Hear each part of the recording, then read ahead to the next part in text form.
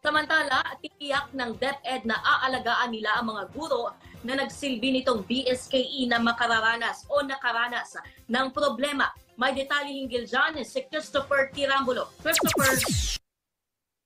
Tiniyak ng Department of Education ang kapakanan ng kanilang mga tauhan na naglingkod itong barangay at sangguniang kabataan elections kahapon.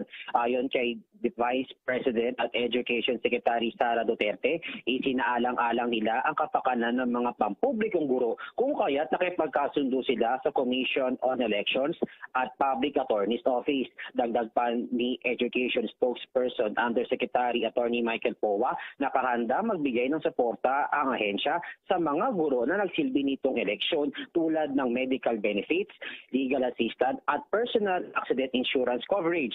Inarimbawa ng opisyal na isang guro ang nabalian ng buto sa Davao at isang guro ang nasawi matapos maaksidente habang nakasakay sa motorsiklo sa Legazpi City, Albay at mayroon pang natuklaw ng ahas. Kung kaya't nakikipag-ugnayan na sila sa Government Service Insurance System habang nakikipag-ugnayan naman ng Education Department sa COMELEC para sa mga honorarya na mga guro na naglalaro sa 9,000 piso hanggang 10,000 piso. Christopher Tirambulo, Newsline. Salamat sa detalye ulit na yan, Christopher. Newsline.